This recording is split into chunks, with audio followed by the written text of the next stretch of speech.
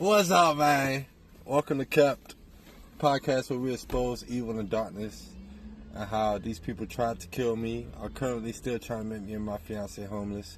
How I was sex trafficked by a church, my church that I attended for 20 years, and they was trafficking us the whole time.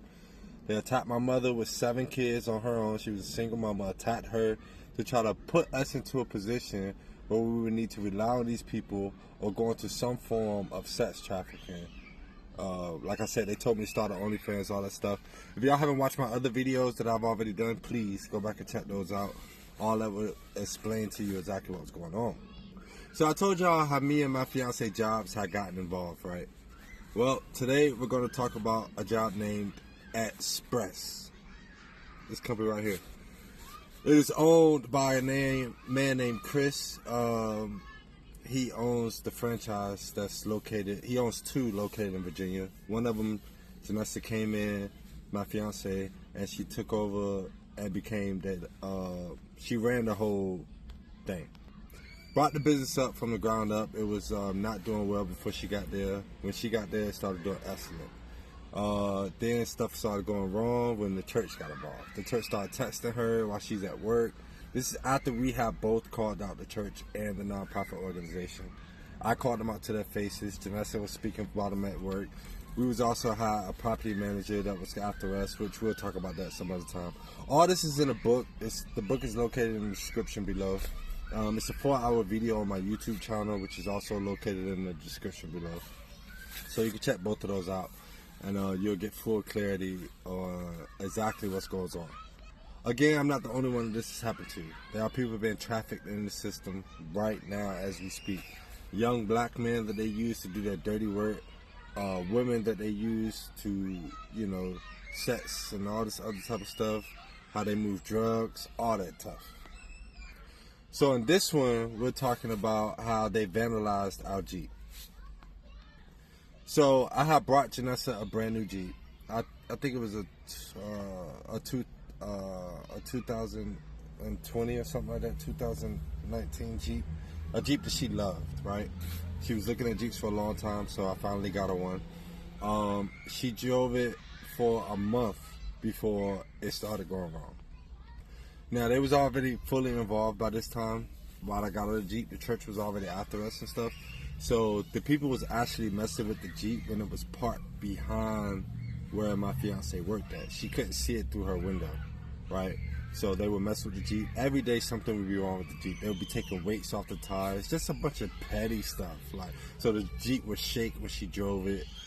They would be punching holes in the tires. Every week something was going on with the Jeep.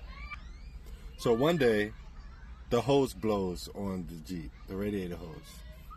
Okay, it starts overheating and all this stuff. Boom, boom, boom. I get a clamp it back on. Now, the girl that worked at her job, which she called herself a witch, all this is in the book. I can't give all the details because it would be way too long of a video. These videos always been like 10 minutes long, so I'm trying to keep them shorter. The girl that she worked at said she knew everything about cars, right? She always bragged about, I know how to rebuild an engine from scratch, blah, blah, blah, blah, blah. Her husband, Tim, was the same way. Now, by this point, I know what's going on, but my fiance has no idea. I'm not telling her anything because I want her to be fully at peace. Plus, at the time, I didn't know if she was involved. It was a lot going on. You got to get the book to really understand.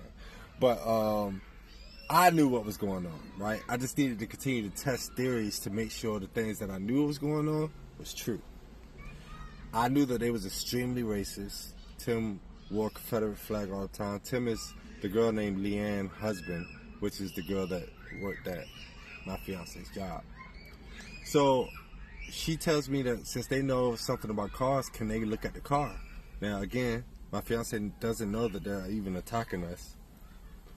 I don't want to give any hints of what I know, and plus I want to test my theory. So I tell them, yeah, take the car over there, let them look at the car so we can see what's going on.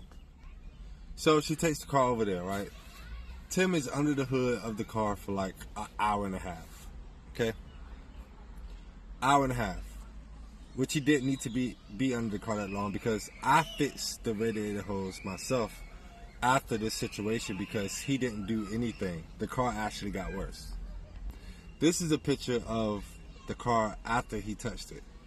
The whole top of the engine is full of oil. It was oil spewing out. Underneath it, full of oil. This is what I was explaining to y'all when I was saying they was trying to catch our cars on fire.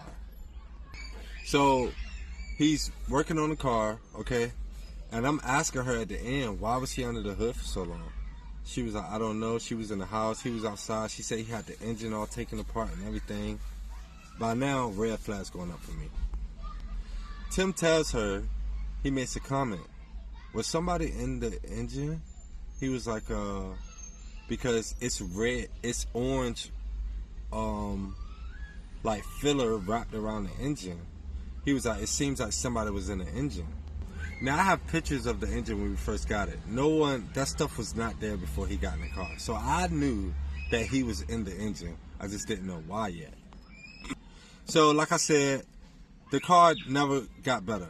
It was still overheating and stuff like that. So I took it upon myself to fix the car, which I did. After I fixed the car, I rigged it up, got a couple of hose pieces, put it in there, couple clamps, like a bunch of different stuff. Took me a couple hours, but I fixed it and the Jeep ran perfectly. No more overheating, no issues, no lights going off in the console, nothing. Perfectly fixed. Again, this picture was taken months after this. This was after Jeep had pretty much went down because of whatever Tim had did in the engine. They said it needed a whole new engine. Mind you, she drove this car for a month and a half before it went completely down and she wasn't able to drive the car anymore. The car just sat in our driveway for like 5 or 6 months while we were still paying on it because, again, all our finance stuff been attacked all these other ways, so we couldn't invest money into it to get it fixed. But I knew what was done. I just, again, wasn't telling nobody nothing, so I was playing stupid, like, oh, I have no idea what happened to the Jeep, but I knew what happened to the Jeep. So, y'all know me, I love to test my theories to make sure that what God has told me is true, right? Well, I know it's true, I just need the proof that it's true. So, I sent him a message. Check this out. Excuse the bad language, this was like during the time where I was in transition of giving my life fully to Christ. So I was still working on some few things and I still cuss sometimes. And in this message, as you could tell, I was pretty upset. But I wanted him to explain to me what he was doing in the engine because he didn't need to be in the engine. The hose was the only issue and the hose was outside of the car. I fixed the hose in 2 hours. There was no need for you to be in the engine. And I wanted to know why the red or orange stuff was, what does he do? I knew he did that. So there was no reply, as you could tell, right? So then, the next day, I told you I was with this company that had ended up getting involved. This is the company I was doing the maintenance and all that type of stuff for, right? They sent me to a job this day, and the job is inside of a garage, okay? Well, the job isn't in the garage. The house is the apartment, but I have to park in the garage. So I put my car in the garage, okay? And I go in, get the key, I go up to the apartment, okay? Now, I'm in there for maybe 10 minutes. While I'm heading to the apartment, right, God says, go to the car. I don't listen. He said again, go to the car. I don't listen, and I keep walking. Then I feel it, and I hear it loudly, go to the car. In that moment, I dropped everything I was doing, and I rushed downstairs to the car. When I get to the car, as soon as I walk out the door, the garage door, somebody takes off running from my car. Like a heavier set figure, couldn't really see what was going on. At first, I thought they was just running, right? But then I walk up to my car and I see this. Okay? I see water leaking from my car. Now you can see in these pictures right here that the water had just started. And you can see in this video that you can see the water like slowly leaking back. So it had just happened. Okay? Now when I got to the car, my hood of my car was slightly open. Someone had been in there. My battery was taken off of my car. Like one of the connectors was taken off. And something was cut under my car. I go, this is a picture, you can't really fully see it, but this is the little hose that was cut under my car. Okay? So I called the police, right, to file a police report because I want to document it, because I knew what had this went on, right? It was the following day. Again, let me show y'all again. Check the date of when I sent him that message. Okay? Now, check the date of when the thing happened to my car. The 2nd. One day after. Okay? Now, on top of that, when I called the police department, I was like, don't y'all got cameras in the garage? They was like, well, you know, sometimes them cameras don't work. And I laughed. I said, I bet they don't. I said, well, I want the police report filed, right? Now, mind you, this same day, Leanne called off of work. Leanne, her husband, the one that worked on the car, the same one I sent the message to, called off of work. Now, she had never called out of work before, ever. The whole time she had been working for my fiance, she had never called out of work before. The same day that my car gets vandalized, she calls out of work. I can't make this up, bro. You know what I'm saying? Again, everything is in the book in full detail of the whole situation from my childhood. It's a lot of details on how my mom was attacked. It's heavy details about the past 3 years of my life and how they've been trying to kill us, make us homeless, how our cars been vandalized, a bunch of other stuff. And there's a lot more that I'm going to drop right here on this TikTok. I think everyone who's already purchased the book, it's not about the money, man. It's about bringing light to what's happening, because it's not just happening to me. It could be happening to you and you don't know it because it's so built into the system. It could happen to your children.